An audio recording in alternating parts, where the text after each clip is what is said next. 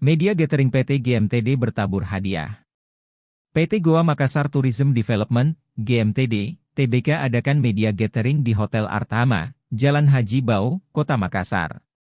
Beberapa perwakilan media dari Kota Makassar tampak hadir memenuhi ruangan yang disediakan.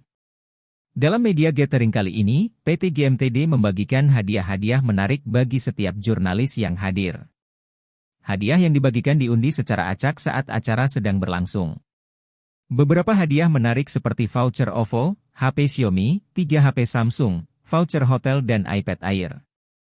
Asosiate Direktur PT GMTD Tbk AEK Firman Ermawan mengatakan, ajang media gathering kali ini sudah rutin dilakukan oleh PT GMTD.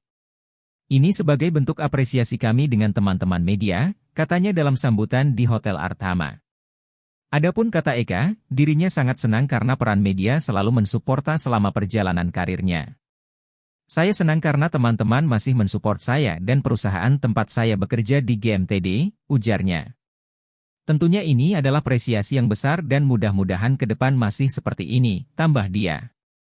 Sama halnya dengan yang dikatakan CEO PT GMTD Tbk Gan Songpo, ia mengaku media gathering pada malam hari ini adalah bertujuan mempererat tali silaturahmi. Dengan ini juga kami mengucapkan terima kasih sebesar-besarnya atas kinerja yang baik yang diberikan teman-teman media, singkatnya.